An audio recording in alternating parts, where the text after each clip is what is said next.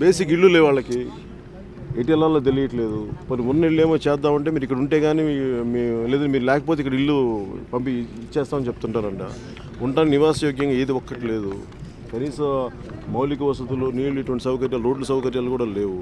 ఈ కచ్చా రోడ్ ఇట్లాంటి మట్టి రోడ్డు తప్ప. దాదాపు 9,400 మందికి దాదాపు ఒక 40-50 వేల మంది నివసించగలిగే ప్రాంతం నిరుపయోగం ఉండిపోయింది. ఇది కలోజల్ వేస్ట్ ఆఫ్ గవర్నమెంట్ ఎక్స్పెండిచర్ అనిపిస్తూ ఉంది. చాలా అంటే గవర్నమెంట్ ప్రాజెక్టులో డబ్బులు ఎలా పోతాయి అని అనడానికి మచ్చుతోనికి ఇది ఒక బలమైన నిదర్శనం. యాక్చువల్లీ చెప్పడానికి అర్థం చేసుకోవడం, ఏ విధంగా డబ్బులు నిరుపయోగం అయిపోతాయని తెలుసుకోవడానికి. అలాగే ఇంతమంది ఒకవైపు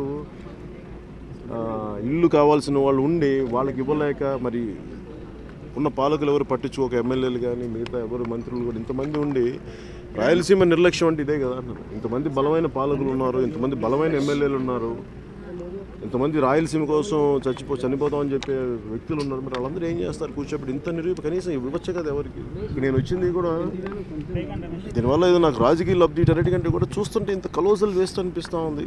ఇంత బలమైన 400 ఎకరాల విస్తీర్ణంలో కట్టి కూడా నిరుపయోగం ఉండిపోవడం నిజంగా చాలా బాధ కలిగించే అంశం. ఇది ప్రభుత్వం దృష్టికి ఖచ్చితంగా తీసుకెళ్లాలనే ఉద్దేశంతో ఇక్కడికి వచ్చాను. For more updates please subscribe 99 TV Telugu.